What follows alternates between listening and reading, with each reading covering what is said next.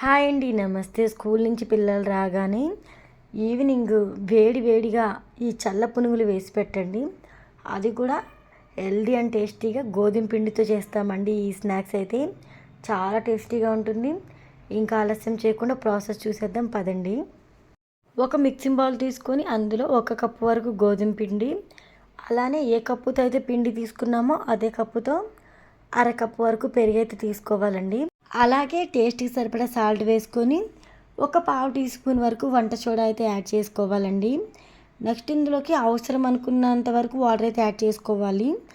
మనం ఇక్కడ చిన్న పునుగులకి వాటర్ ఏ విధంగా అయితే యాడ్ చేసుకుంటామో అంత క్వాంటిటీలో వాటర్ యాడ్ చేసుకోవాలి. పిండి కన్సిస్టెన్సీ మనకి ఈ విధంగా ఉండాలండి. ఇక్కడ వీడియోలో చూపిస్తున్న విధంగా ఈ విధంగా ఉండలేమి లేకుండా చక్కగా గెరిటితో కలిపేసుకోండి. మీరు చేతితో అయితే మిక్స్ చేసుకుంటే ఇంకా బాగా మిక్స్ అవుతుంది. పిండి అంతా కూడా ఉండలేమి లేకుండా కలుపుకున్న తర్వాత మూత పెట్టేసి 1 గంట లేదా 2 గంటల వరకు పక్కన పెట్టేసేయాలండి. పిండి ఎంత బాగా నానితే మనకి ఇక్కడ చిన్న పునుగులు అంత బాగా వస్తాయండి. ఇక్కడ మనం గోధుమ పిండితో చేస్తున్నాం కాబట్టి చాలా హెల్దీ అండ్ టేస్టీ కూడా. ఇప్పుడు మూత తీసి అబ్జర్వ్ చేద్దాం. పిండి కొంచెం లూజ్గా అయినట్టుంది కదా. ఇందులోనే మనము పచ్చిమిర్చి తరుగు అలానే కొత్తిమీర తరుగు అయితే వేసుకొని కలుపుకోవాలండి. ఇక్కడ నేను చూపిస్తున్నాను కదా, ఈ విధంగా పునుగులు అయితే వేసుకోవాలి. స్టవ్ ఆన్ చేసుకొని కడాయి పెట్టుకొని కడాయి హీట్ తర్వాత 1/2 లీటర్ వరకు నూనె అయితే వేసుకోవాలండి. నూనె మరీ ఎక్కువ అవసరం లేదు. ఇక్కడ 1/2 లీటర్ వరకు నూనెని తీసుకున్నాం కదా. ఆయిల్ అనేది కొంచెం హీట్ అవ్వాలి. హీట్ చెక్ చేసుకోండి.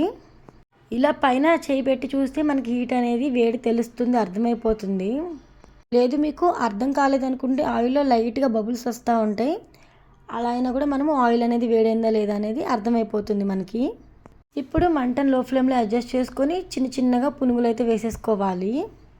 పునుగులు మనకి ఏ విధంగా కావాలనుకుంటామో దాన్ని బట్టి చూసుకొని సైజ్ అయితే వేసేసుకోవాలి. పునుగులు చిన్న పునుగులు రౌండ్గానే కాకుండా ఎలా ఏ షేప్లో వేసినా కూడా టేస్ట్ అయితే సూపర్గా ఉంటుందండి.